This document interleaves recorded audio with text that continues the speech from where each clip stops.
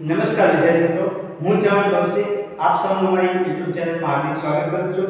મિત્રો, આપણે આની પહેલાના લેક્ચરમાં એટલે કે આના અગાઉના વિડીયોમાં આપણે ઈમેલનું જે ફોર્મેટ છે એ શીખી ગયા. હવે એમાં આપણે ફોર્મ, ટુ, સબ્જેક્ટ, ડેટ અને એમાં કઈ કઈ વસ્તુ એડ કરવી જોઈએ એ બધું મેં તમને શીખવાડ્યું હતું.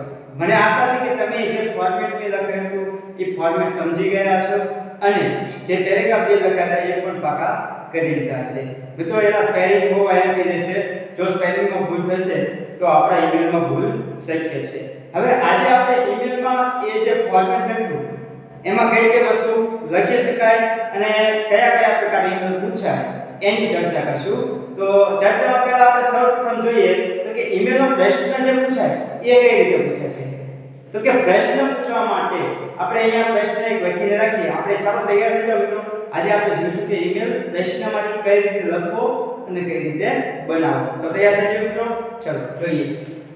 અહીંયા મેં એક પ્રશ્ન લખી રાખ્યો છે તમારા માટે. જો ઈમેલનું ફોર્મેટ આપણે સમજી ગયા. હવે આ છે આપણો પ્રશ્ન કે ઈમેલ આ રીતે પૂછાઈ શકે.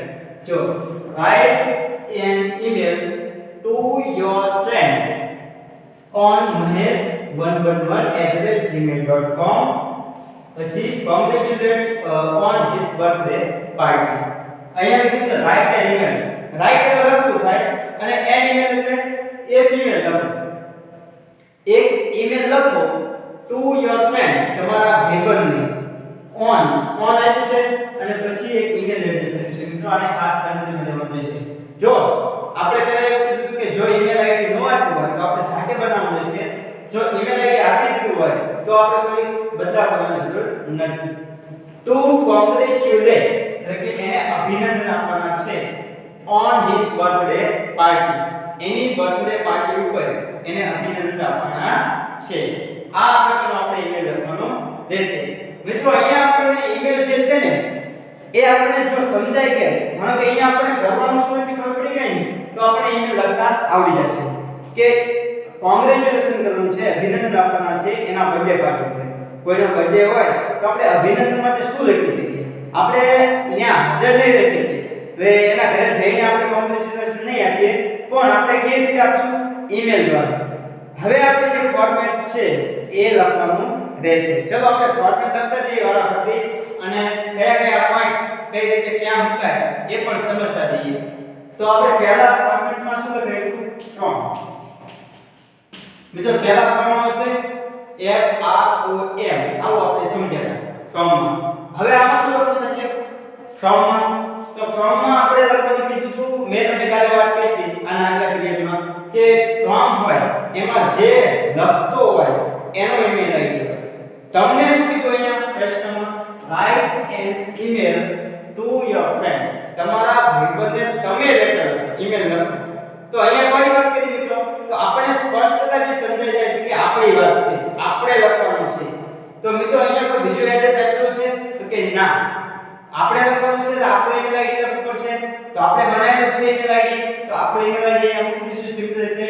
પણ અહીંયા જે ગુજરાતી લખાયું લખવાનું નથી, આપણે જે બાજુમાં દાખલા તરીકે લખાયું એ આપણે લખશું. હું અહીંયા લખી નાખું મારું ઈમેલ આઈડી kaushik74995@gmail.com. તો આપણે આ એક ઈમેલ આઈડી લખ્યું. ચલો, આ ફ્રોમ વાળું છે, હું લખું છું એટલે મારું ઈમેલ આઈડી લખ્યું. તમે લખતા હોય તો એ તમારું ઈમેલ આઈડી લખવાનું.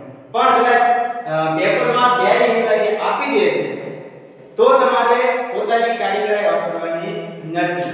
તો તમારે પહેલો ઈમેલ આઈડી જે સ્થાને નામ લખ્યું હોય, દાખલા તરીકે અહીંયા કોઈ નામ આપી દીધું હોય. હવે મેં અહીંયા લખ્યું રાઇટ એલિમેન્ટ, પણ એવું લખ્યું હોય રમેશ રાઇટ એલિમેન્ટ, અહીંયા નામ આપી દીધું રમેશ રાઇટ એલિમેન્ટ, તો કોનું ઈમેલ આઈડી લખવું પડશે? અહીંયા રમેશ, કારણ કે રમેશ લખ્યું છે એટલા માટે. તો રમેશ કોઈ પણ આંકડા @gmail.com. ભલે ખાલી નામ આપ્યું હોય, આપણે આ ઈમેલ આઈડી બનાવવાનું છે. ભલે ખાલી નામ આપ્યું હોય ફક્ત, તો આ આપણે ઈમેલ આઈડી તૈયાર કરવાનું રહેશે. ચલો, 2 માં જોઈએ આપણે. તો ફ્રોમ આવ્યું 2 જોઈએ. ચલો 2 માં તમને જે કીધું એમ કે જેને લખતા હોય એનો ઈમેલ આઈડી. તો આમાં કોણે લખીએ છીએ ઈમેલ આઈડીમાં? તો અહીંયા મહેશ છે, મહેશનો ઈમેલ આઈડી એક તૈયાર આપી દીધું છે, તો આપણે મહેશનો ઈમેલ આઈડી અહીંયા નાખી દઈશું. તો અહીંયા આપણે ઈમેલ આઈડી લખીશું મહેશ 111 mhesh111@gmail.com. આટલું છે ઈમેલ આઈડી. ચલો બે ઈમેલ આઈડી આપણે લખી નાખ્યા. મિત્રો આનો અડધો માર્ક ગણે છે. તમે બે વ્યવસ્થિત રીતે લખશો ઈમેલ આઈડી માં તો અડધો માર્ક તમને મળી શકે છે. હવે આવશે ડેટ. ચલો ડેટ કેમ આવશે મિત્રો? હું આજે ઈમેલ આઈડી લખું છું તો આજની ડેટ મારીશ. તો આજે કઈ ડેટ છે? 24 તારીખ. તો અહીંયા કઈ ડેટ મારશું? 24 એટલે કે 24. ડેટ મારવાની કેવી રીતે?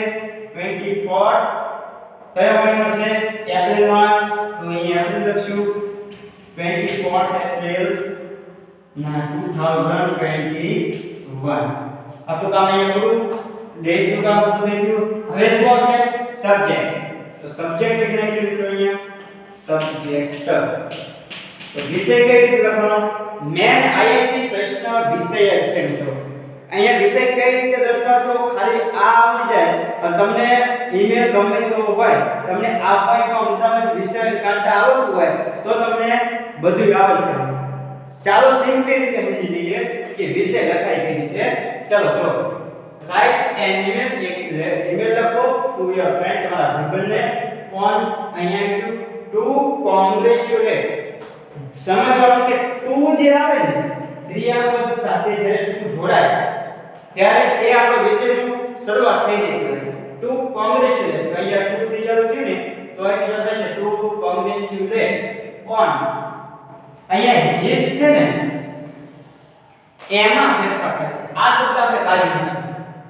કદાચ લખવો હોય તો પણ લખી શકે પણ એને ચેન્જ કરી લખવું છે, પણ આપણે લખશું નહીં, કાઢી નાખશું. તો અહીંયા છે ને ખાલી એટલું કરવાનું કે આ હિસ, હર એવા જે શબ્દો આવે માય, યોર એ શબ્દ કાઢી નાખવાનો છે અને સીધે સીધું વાક્ય રચના બનાવવાની રહેશે. હું એક વાક્ય રચના લખું છું અહીંયા ટુ કોંગ્રેચ્યુલેટ ક્યાં? On birthday party.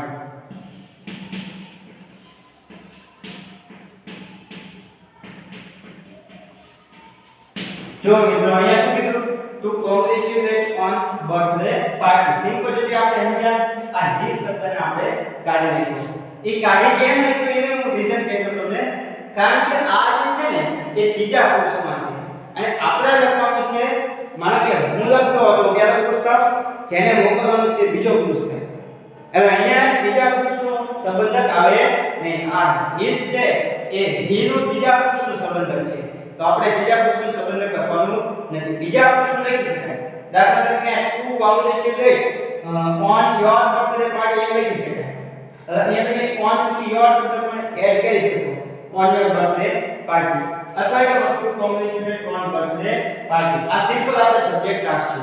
તો મિત્રો અહીંયા ખબર પડી ગઈ. તો સિમ્પલ રીતે તમારે જે હિસ, હર જેવા શબ્દો હોય એને કાઢી નાખવાનું છે અને સીધું ટુ કોંગ્રેચ્યુલેટ ઓન પાર્ટી લખવાનું રહેશે.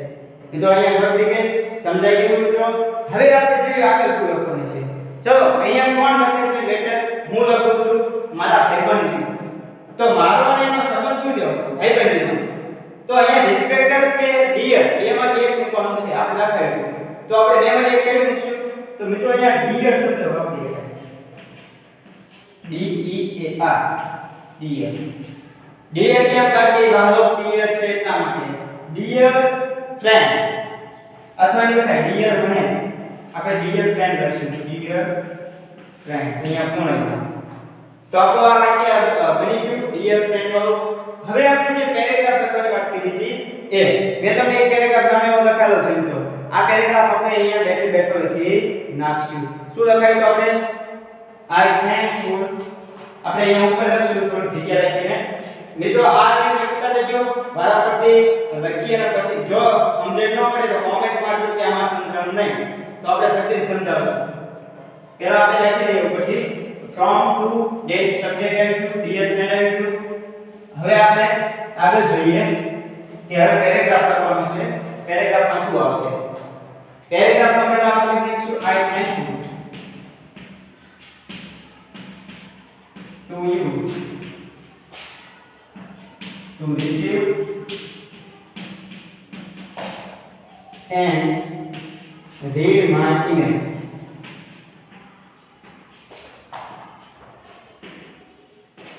The purpose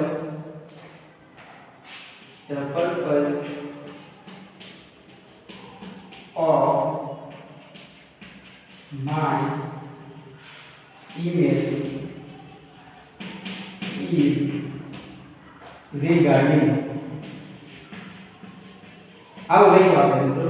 હવે અહીંયા મેં તમને કીધું કે જે વિષય હોય એ વિષય લખવા લેશે.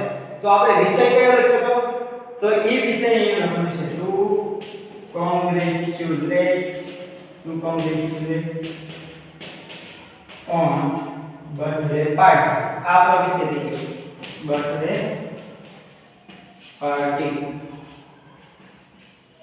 સિમ્પલ રીતે આવું સમજીએ. to congratulate on birthday party. આટલું થઈ ગયું મિત્રો. હવે અહીંયા આપણે બીજો paragraph પાડશું. I inform you that. હું તમને જાણ કરું છું કે.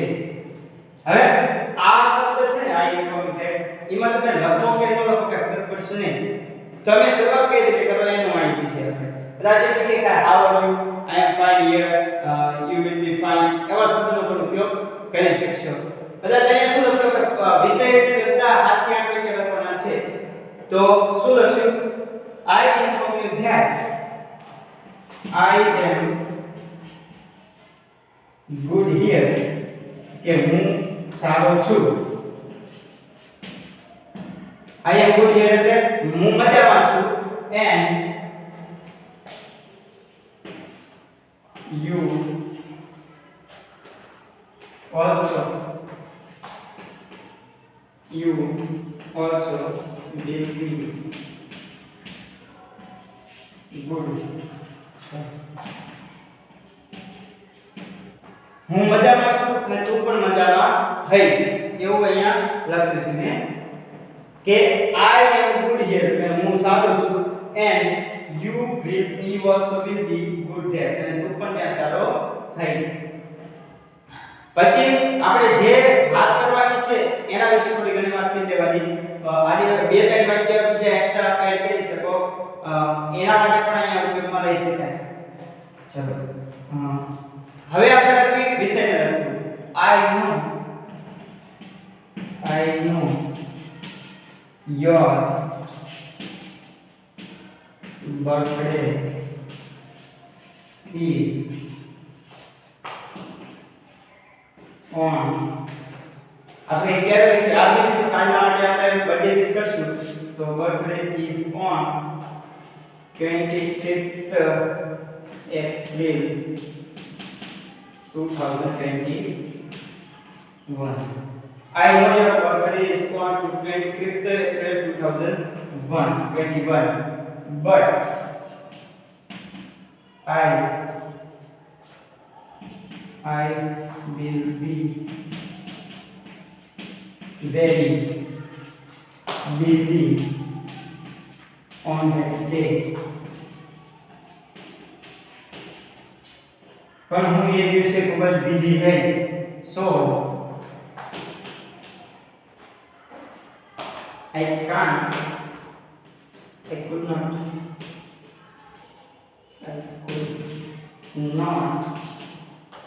come. I can't come. It's got it. Could not then. I can't come. I cannot come in your birthday party. I could not come your birthday party. હું તારી birthday પાર્ટીમાં આવી શકું તેમ નથી. એ દિવસે આવી શકું તેમ નથી એવું આપણે લખ્યું. So I send you an email in advance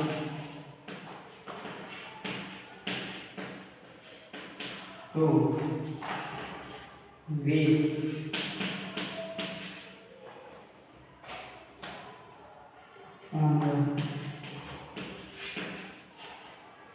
બચે 5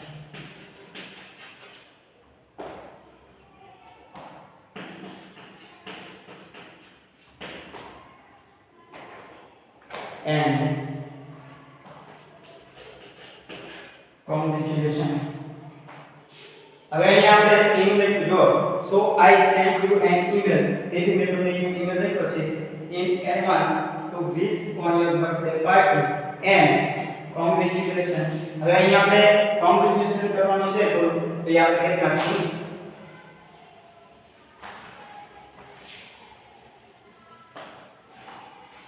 to and congratulations.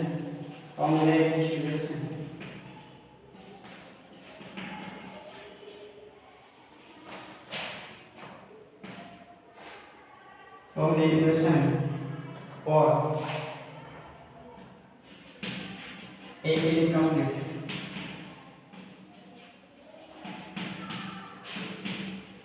અઢાર વર્ષ પૂરા થઈ ગયા એના માટે અભિનંદન છે તો અહીંયા કમ્પ્લીટ લખીશું તો મિત્રો અહીંયા કમ્પ્લીટેડ ને આપણે કોંગ્રેચ્યુલેશન કરી નાખ્યું વિશ કરી નાખ્યું બર્થડે પાર્ટી વિશ કર્યું હવે આપણે એના આધારે બે ત્રણ બીજા વાક્યો લખી શકીએ એવા વાક્યો લખી શકાય જો એમાં લખી શકાય કે આવતા વર્ષે કે આવતા જ્યારે તમારો જન્મદિવસ આવશે ત્યારે હું જરૂરથી આવવા પ્રયત્ન કરીશ એવું પણ આમાં તમે એડ કરી શકો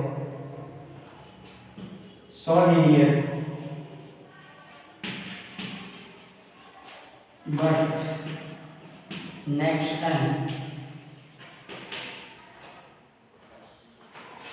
I will definitely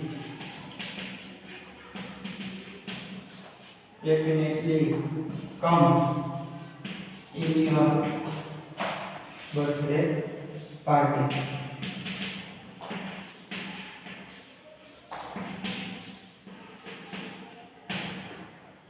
હું આવું તારા બર્થડેમાં ચોક્કસ આવીશ sorry dear I will definitely come in your birthday party sorry dear કે હું દિલથી વ્યક્ત કરું છું પણ હું આવતા વર્ષે નેક્સ્ટ યર હું આવીશ next year next year I will come in your birthday party sorry dear હવે આ શબ્દ આપણે જોયું હવે છેલ્લે શું લખવાનું છે મિત્રો તો અહીંયા છેલ્લે આપણે લખીશું yours faithfully, yours lovingly, like you have also said, yours faithfully. અને અહીંયા નામ આપણું આવશે કૌશિક અથવા સહી કરો તો સહી કરવાની સહી કરી નાખવાનું કે નામ આપણું બે વડે અહીંયા કરવાનું છે અહીંયા આપણો ઈમેલ અહીંયા પૂરો થાય છે તો આ આપણે ઈમેલનું ફોર્મેટ જોયું અને ઈમેલમાં કેટલાક સુધારા વધારા થયા કે ઈમેલ લખાય કેવી રીતે એ બોલાય કેવી રીતે અને લખવાનું થાય તો કઈ જગ્યાએ કઈ વસ્તુ મૂકવી એ પણ આપણે શીખ્યા ફોર્મમાં શું લખવું ટુમાં શું લખવું એ પણ આપણે શીખી ગયા હવે મિત્રો આ થઈ વાત આપણે એક ઈમેલની પણ તમારે હવે ઘરે બેઠા બેઠા આ પ્રકારે 2 થી 3 ઈમેલ લખવાના રહેશે એ તમને હોમવર્કમાં હું આપી દઈશ તો કયા હોમવર્કમાં લખવાના છે તો પહેલા આપણે લખી લેજો તમે કે હોમવર્ક માટે કયા ઈમેલ છે તો પેન અને કોપી ખોલી રાખજો ઈમેલ લખવા માટે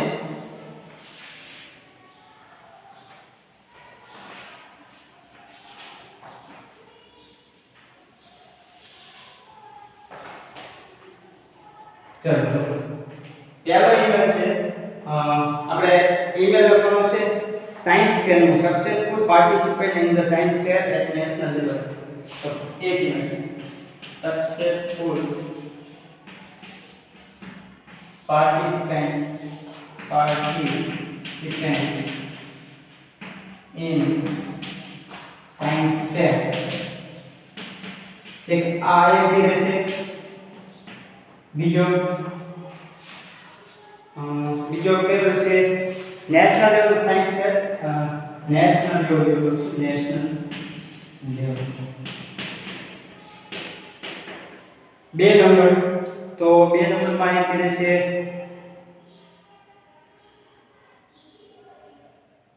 વેકેશન માટે વેકેશન ચલો successful participant in science fair national level. બીજું ફી માટેના પૈસા 2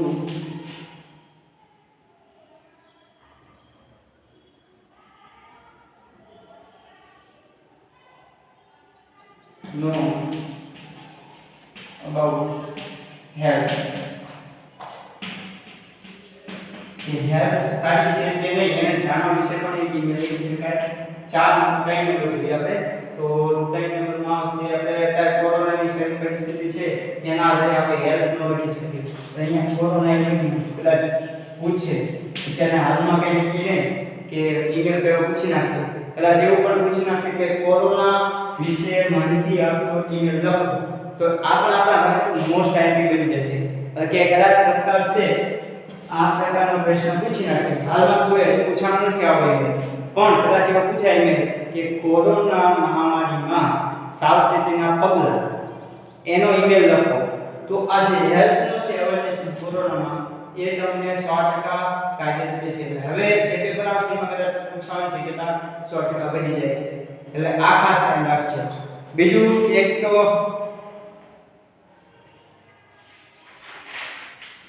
to congratulations pass the exam. To congratulations pass the exam on pass the exam अथवा board exam in preparation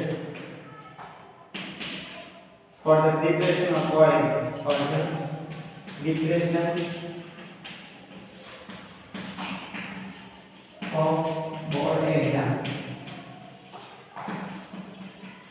મિત્રો જે આ છે ને હેલ્થનો એ તમને કે બેઠે બેઠે જોવા મળશે નહીં, અને ખાસ કરીને નિબંધ અને આ ઈમેલમાં જે કોરોનાની હેલ્થનું છે એ પૂછવાની શક્યતા મોટા ભાગે આવતે છે. તો એ ખાસ કરીને આ પાકો કરજો, એટલે પેપરમાં જો પૂછાય જાય તો પૂરા માર્ક તમને મળી જાય. તો આ ચાર તમારે ઘરે કરીને લાવવાના રહેશે અને આ પ્રમાણે આપણું ગોઠવવાનું રહેશે. આપણે શોર્ટમાં લઈ જશે, તમારે આખા લખવાનું રહેશે. તમે તમારા નામ પોતાની જાતે લખજો, બનાવજો અને મૂકી અને લખજો, કે ગોતજો કે આમાં આવી શકે ના આમાં આવી શકે. હવે આપણે જે પીરિયડમાં આવશું ત્યારે આપણે આગળ જે ગ્રાઉન્ડનો ટોપિક છે એ ચલાવશું. ત્યાં સુધી ધન્યવાદ, થેન્ક યુ મિત્રો, આભાર. અને ઘરે પ્રેક્ટિસ કરતા રહેજો. ઈમેલ સહેલા છે આવડશે. ધન્યવાદ, થેન્ક યુ વેરી મચ.